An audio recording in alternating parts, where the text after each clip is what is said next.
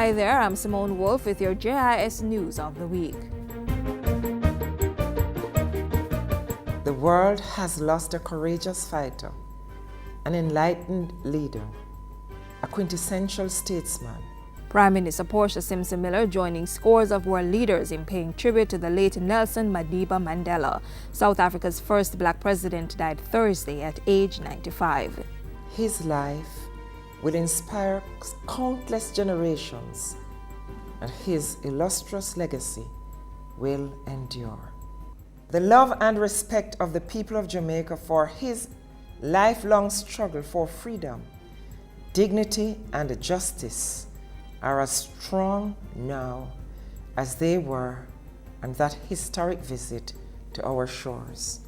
We grieve together with the people of South Africa and the family of the late president, the loss of this giant of our times, this man for all times. Prime Minister Portia Simpson Miller had another important engagement this week, leading her cabinet in 2 days of a special meeting to review the country's medium-term economic program and the macroeconomic projections for the 2014-2015 financial year. During the meeting, Mrs. Simpson Miller said government had successfully made many of the difficult decisions necessary to put the country on a stable economic path. She said the administration remained faithful to its debt reduction strategy and priority on job creation and economic growth. The special meeting is an early start to the 2014-2015 budget preparation exercise.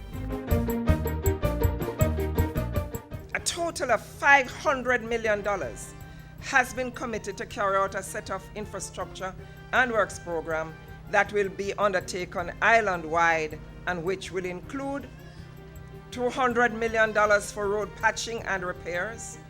This work will commence immediately, and it is projected to be spent in tranches up to the end of the financial year in 2014.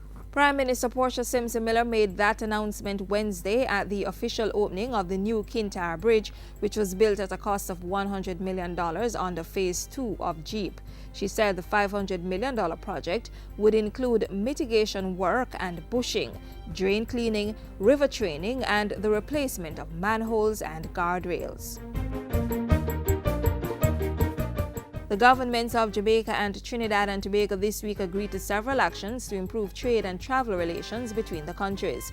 It followed 2 days of bilateral consultations chaired by the foreign affairs ministers of both countries. I believe what we have achieved at the end is a very robust approach, consistent with the aspirations of community law that affects the movement of persons in the community.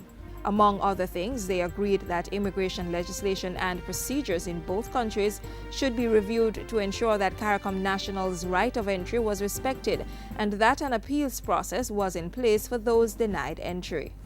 Notwithstanding the fact that a significant number of Jamaicans have entered Trinidad and Tobago without any difficulty, and might I just pause, it's about 96%. We have agreed that the immigration authorities of both countries must cooperate in addressing allegations of profiling. Minister Dukaran invited Minister Nicholson to hold a second round of consultations in Port of Spain in the first quarter of 2014 to take stock and follow up on the agreements and understandings reached in Kingston. The National Security Ministry has launched a three-pronged crime prevention strategy called United for Change. Portfolio Minister Peter Bunting says the initiative is founded on the strategies of interrupting crime, particularly gang activities, preventing the spread of these activities, and changing group behaviors. It involves the use of a mobile application called Stay Alert to be launched in January 2014, offering citizens several modes of communicating with the police. The report feature will allow persons to take photographs or video clips and upload it to a central control center at the police. So if they see something happening and they even want to just anonymously pass that picture of this perpetrator on, they can upload it through this feature.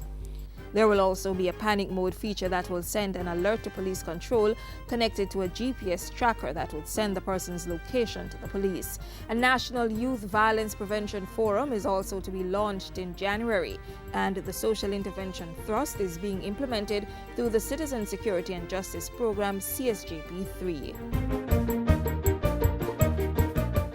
And finally, Cabinet this week approved a 5-year recapitalization project for the Jamaica Defense Force, which will see the military replacing obsolete vehicles with newer ones. The new armored vehicles, which will enhance the JDF's capacity to help citizens, are expected to be delivered in 2015.